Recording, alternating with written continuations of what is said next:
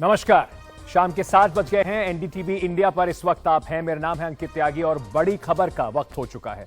कौन सी 3 ऐसी खबरें हैं जिन पर आज रहेगी हमारी नजर? सबसे पहले आज बात करेंगे एक बार फिर उसी केस से जिसने पूरे हिंदुस्तान की नजरें जिस पर लगी हुई हैं। लोग अभी भी समझ नहीं पा रहे हैं कि कोई ऐसा वैशी, इस तरह का वैश्याना हरकत कैसे कोई कर सकता है। तो श्रद्धा के केस से जुड़ी हुई क्या क्या चौंकाने वाले खुलासे हो रहे हैं उस पर भी बात करेंगे। आज वकीलों ने जिस तरीके से उसके खिलाफ हंगामा किया कोर्ट में, उस पर भी चर्चा जारी रहेगी।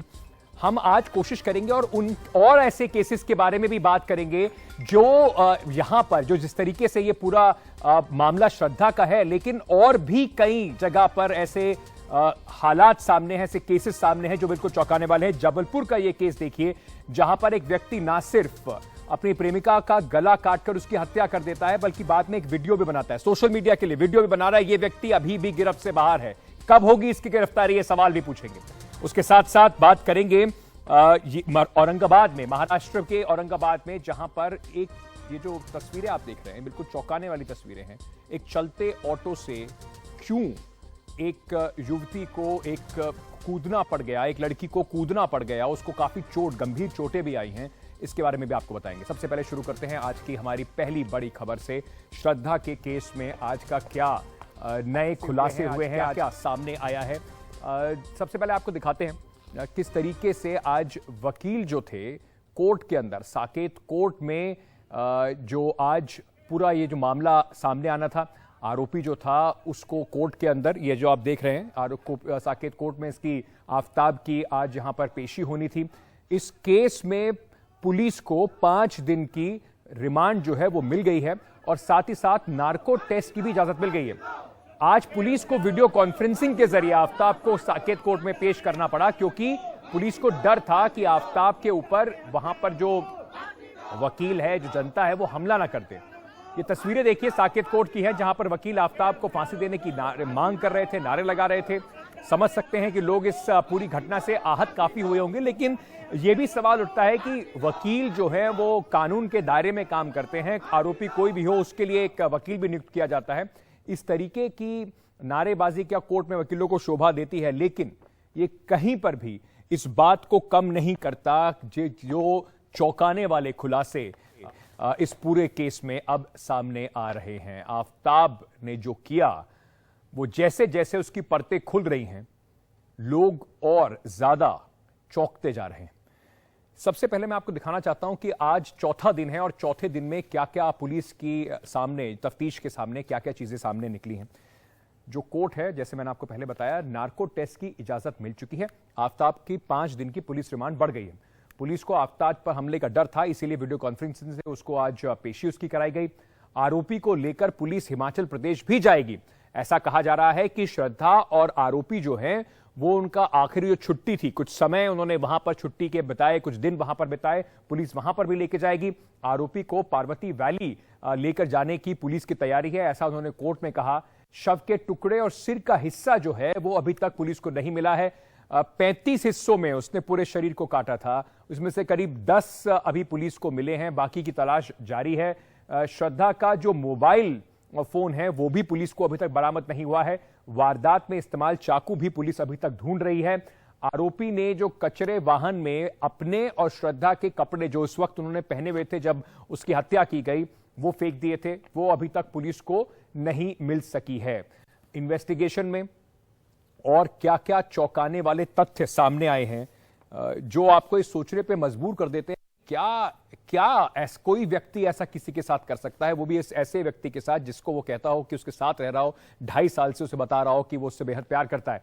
आरोपी ने पहले श्रद्धा के शरीर के जो टुकड़े किए, छिपाने के लिए उसने श्रद्धा का चेहरा तक जला दिया, जिससे कि अगर वो उसकी बॉडी मिल भी जाए तो पता ना चले कि ये कौन है, पहचान छुपाने के लिए। इंटरनेट के जरिए आरोपी ने जानकारी ली कि लाशों को कैसे ठिकाने लगाया जाए, डेड बॉडी को कैसे छुपाया जाए, इसकी पूरी जानकारी उसने इंटरनेट पर जाकर सर्च करके पूरी तलाश की। छतरपुर के फ्लैट में पानी का बिल जो है वो भी आफ्ताब के खिलाफ एक बड़ा सबूत के तौर पर सामने आ रहा है। दिल्ली के अंदर अगर आपको पता हो 20,000 लीटर पानी जो है एक परिवार अगर इस्तेमाल कर रहा है वो फ्री होता है। 0 बिल की जगह 300 रुपए का जो बिल आया है उस पर भी पुलिस तफ्तीश कर रही है। सबूत धोने के लिए ज्यादा पानी का इस्तेमाल किया गया। कहा जा रहा है कि गर्म पानी का इस्तेमाल किया बॉडी के ऊपर डालने के लिए, जिससे कि वो नरम हो जाए और उसे काटने में उसको आसानी हो। इस तरीके की चीजें आफताब के जो अब पूरा इन्वेस्टिगेशन है जो पुलिस को वो बता रहा है उसमें सामने आ रही हैं। सीधे मैं लिए चलता हूं आपको हमारे सहयोगी सौरभ के पास जाने से पहले। वहां पर जो बार एसोसिएशन के अध्यक्ष थे उन्होंने मेरे सहयोगी सौरभ से बातचीत की। क्या उनके एतराज थे, कोर्ट के अंदर क्या क्या हुआ उन्होंने बताया, आप सुनिए। आज उसको वर्चुअल हियरिंग पे उसको अपीयर करा दिया है, वो हो गया है। पुलिस ने रिमांड के लिए एप्लीकेशन मूव की है, 5 डेज का रिमांड हो गया जो हमें पता चला, और नार्को टेस्ट की एप्लीकेशन अलाउ हो गई। इस तरह का ऑफेंस जब सीक्रेसी में कमिट होता है तो आपको इंडिपेंडेंट विटनेस नहीं मिल सकते, आई विटनेस नहीं मिल सकते, तो आप कैसे रिलेट करेंगे चीजों को।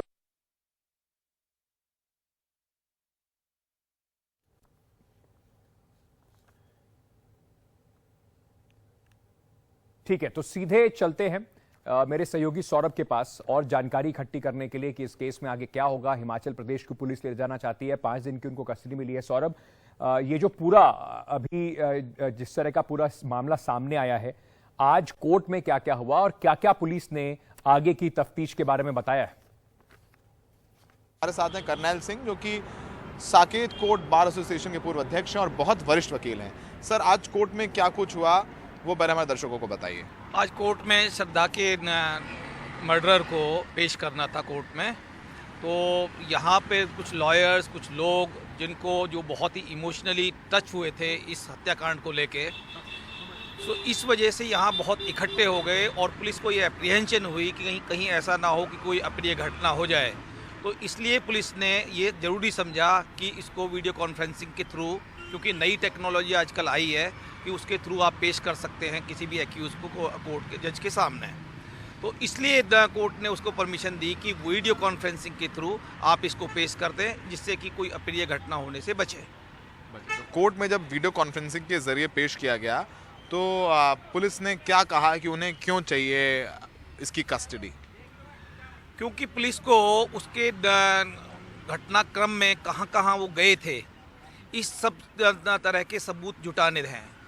उस सबूत को जुटाने के लिए पुलिस को पुलिस कस्टडी चाहिए थी उसकी, तो पुलिस ने कस्टडी मांगी उसकी। तो कोर्ट ने सिर्फ 5 दिन की कस्टडी दी कि वो बॉम्बे जाएंगे, उत्तराखंड, हिमाचल जाएंगे, तो जहाँ जहाँ भी इसके ये गए थे इस दौरान में, तो वहाँ से सबूत जुटाने के लिए कि इसमें किस तरह से उसने व्यूह रचना रची इसका मर्डर करने के लिए, उस बात के तथ्यों को उजागर करने के लिए, सबूत जुटाने के लिए कोर्ट ने पुलिस कस्टडी मांगी थी।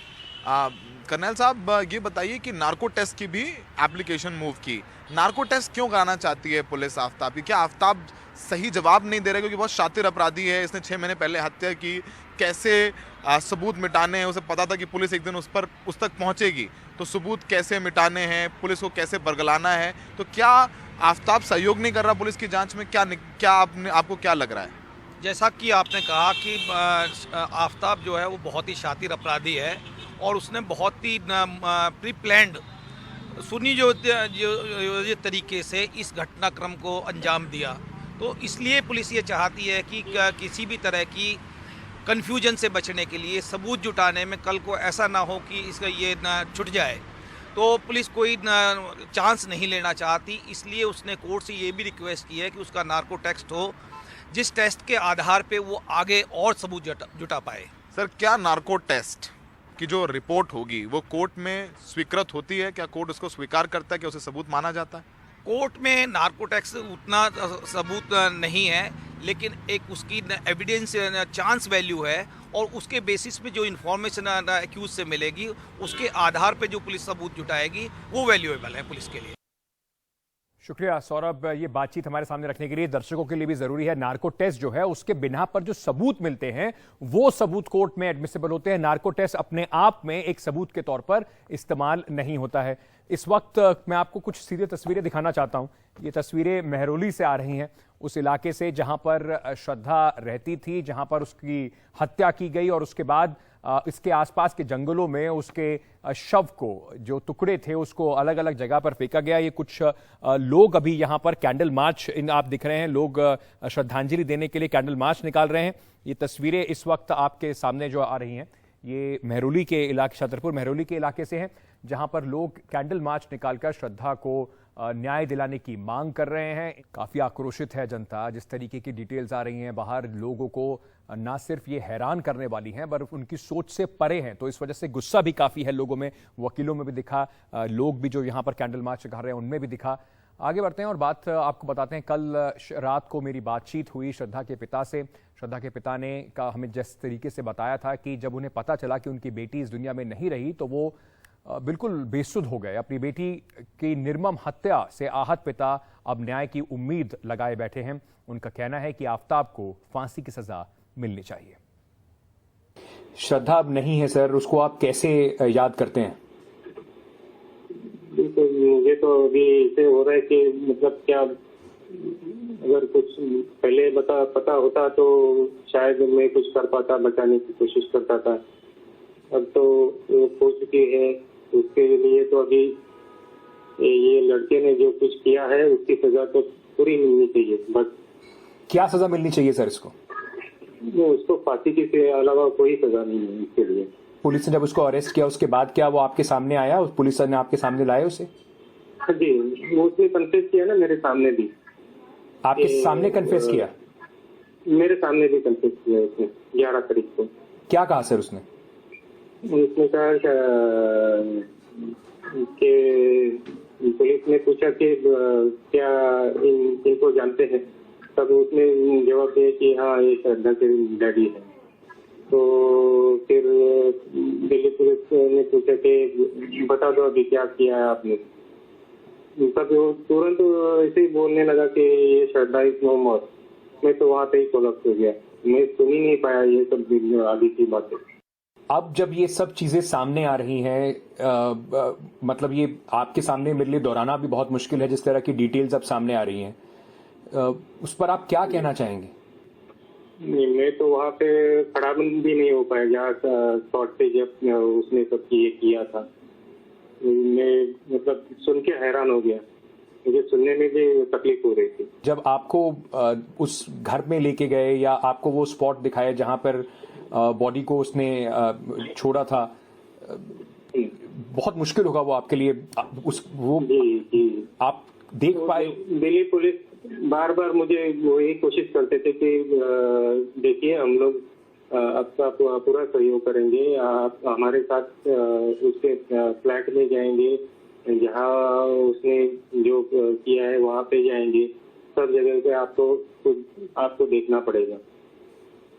तो मुझे लेकिन वो देख नहीं पाया मैं सब कुछ, ये उसके घर में या फिर वो जंगल में कुछ भी देख नहीं पाया बराबर से।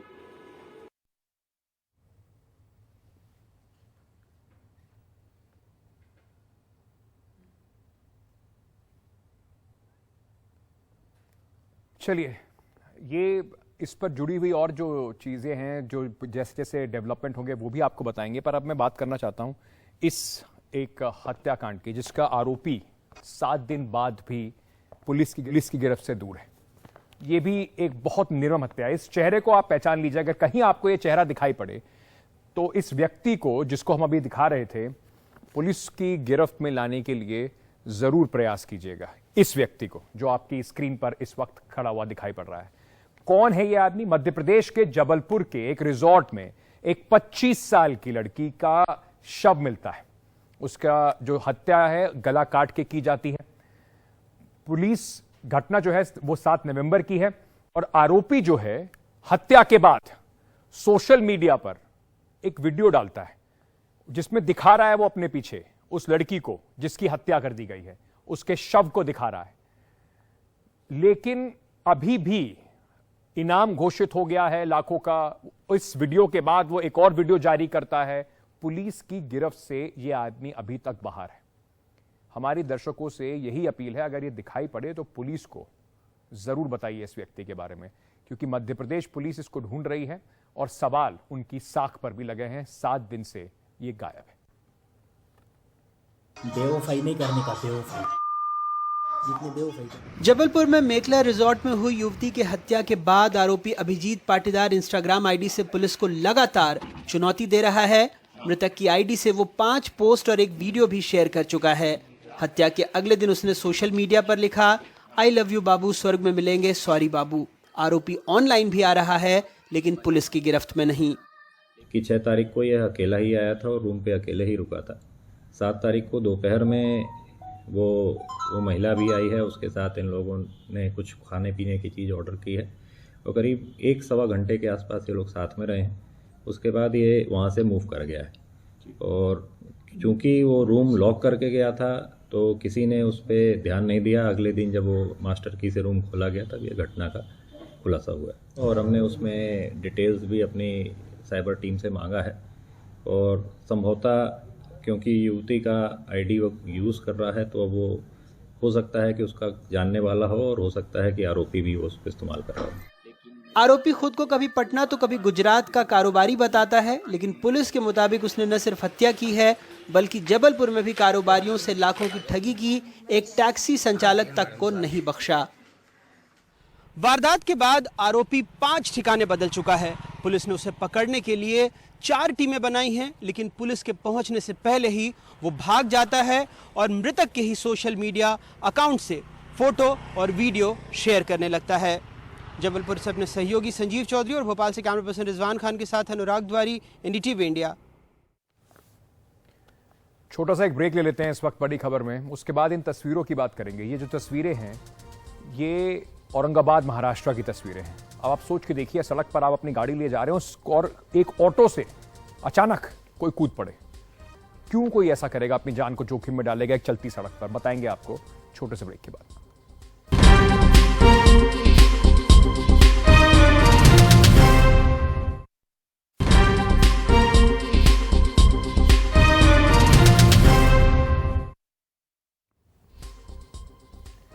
स्वागत है आपका। एक बार फिर से आपको एक ऐसी खबर के बारे में बता जिसने लोगों को हैरत में जरूर डाल दिया है। औरंगाबाद महाराष्ट्र में है, जहां पर एक चलते ऑटो से, और ये तस्वीरें आपको भी दिखाएंगे, एक ऑटो रिक्शा चालक ने नाबालिग लड़की से छेड़खानी की। बचने के लिए मजबूरी में इस लड़की ने तेज गति से चलते हुए ऑटो से छलांग लगा दी, जिससे वो बुरी तरह से घायल हो गई। ये पूरा वाकया सीसीटीवी कैमरे में कैद हो गया। पुलिस ने इस मामले में ऑटो रिक्शा चालक को गिरफ्तार कर लिया है। काफी दिनों तक इस लड़की को अस्पताल में रहना पड़ा। मुझे बताया गया है कि अभी भी अस्पताल में जो उसको चोट लगी है उससे ठीक हो रही है, उससे अभी भी अस्पताल में ही है। लेकिन ये आपको दिखाते हैं एक बार, ये फिर से तस्वीरें अगर आप देखेंगे तो आपको पता चलेगा कि कितना शायद परेशान किया गया है इसको कि चलते ऑटो से अपनी जान की फिक्र ना करते हुए इस चलती हुई सड़क पर, जहां पर इतनी सारी गाड़ियां थी, इस लड़की ने छलांग लगा दी।